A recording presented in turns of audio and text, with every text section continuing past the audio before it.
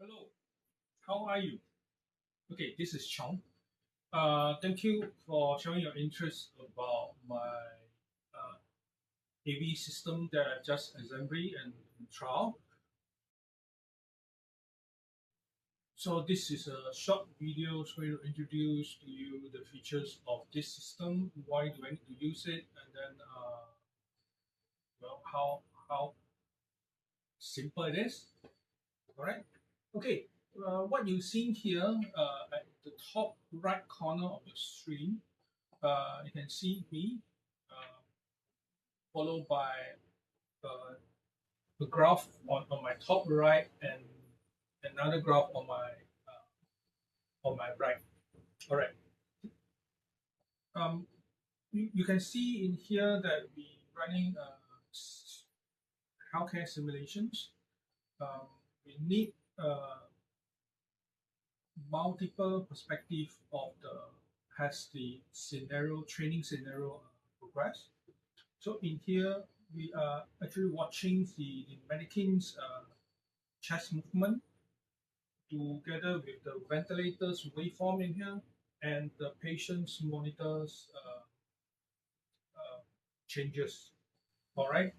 At the same time, in fact, we also listen to the chest sound, the breathing sound in and out of the mannequin's lung. So in this case, we need and the next thing is that I'm trying to keep it simple so that we can shift it around rapidly and deploy, and for the safety of the audience when they're moving around in our premises, that the cable will not become safety concern. All right. Okay. Next, let's let me introduce to you about my AV system. It consists of two cameras.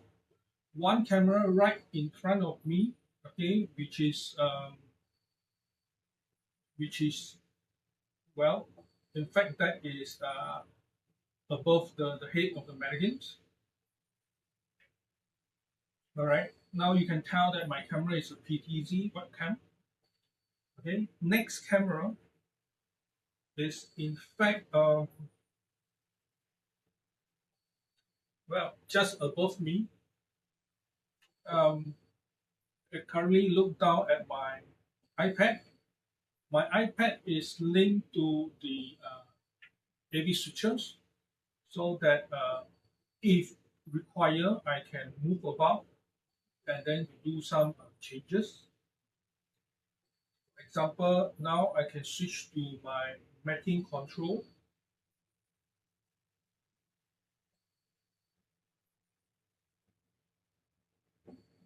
To do some changes if I need. All right. Otherwise, I can jump to others video source. For example, currently my ventilators is also linked into my AV system. So it's trying to show my learners that well, my mannequin is suffering from unique lung conditions. We know it has chronic pulmonary lung disease. Okay. Okay. I have just mentioned two cameras and two video source. The third video source is my patient monitor.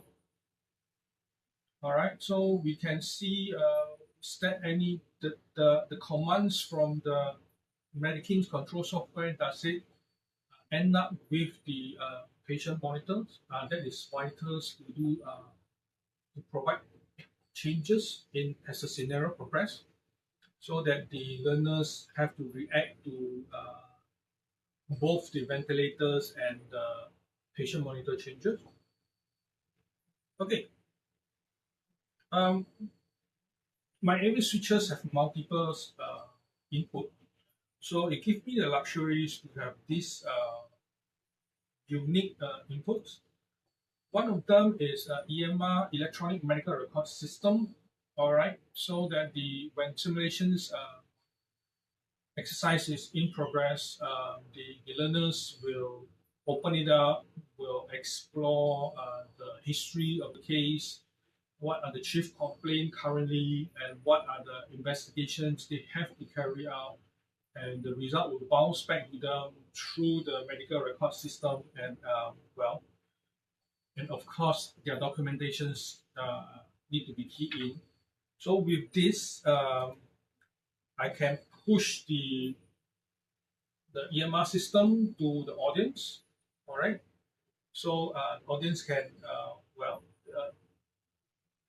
share the same informations that they receive. So they share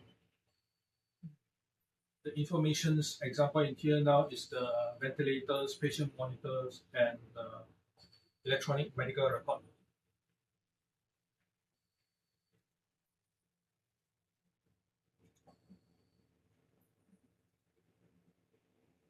Okay.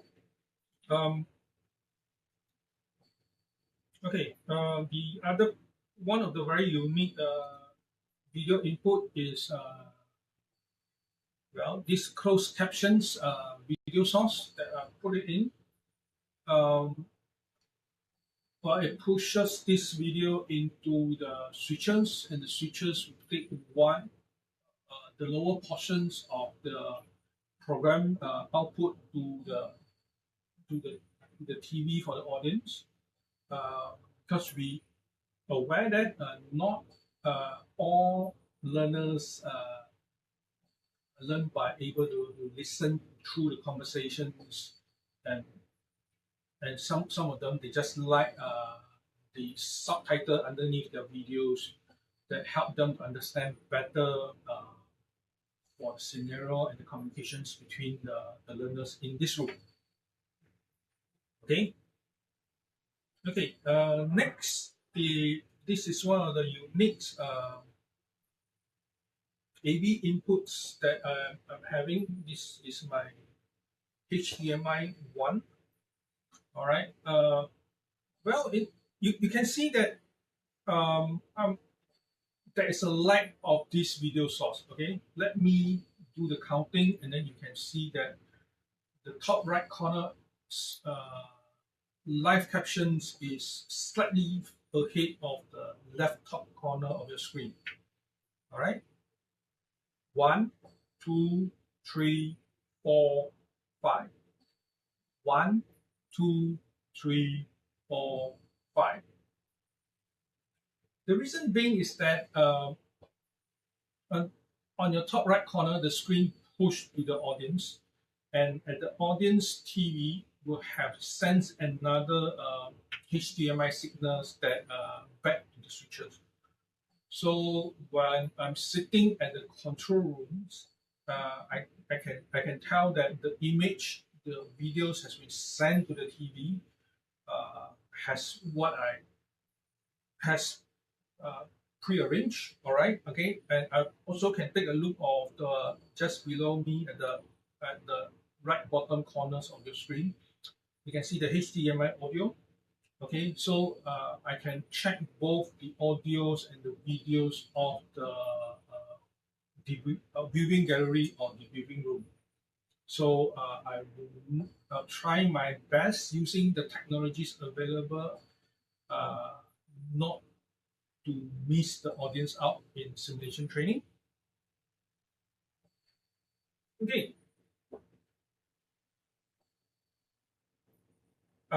At the bottom right, you can see that there is the audio control. And here, I'm taking the audios from the webcam, so they can push into the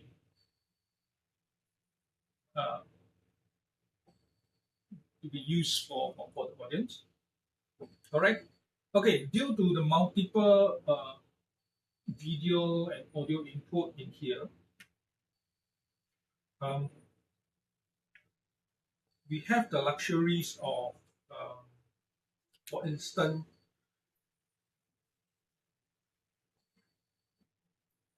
multiple types of pictures in pictures type of video in here.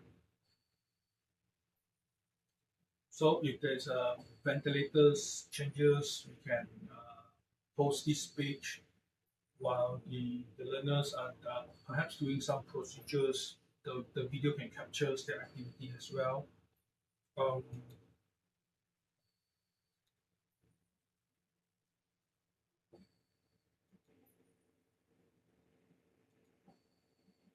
okay. Otherwise, this is the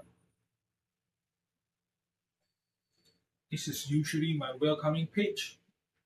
All right, I have cameras that face the students as they initiate their simulation trainings, uh, and we can see the patient monitors on my left side and well the medical records on my left as well.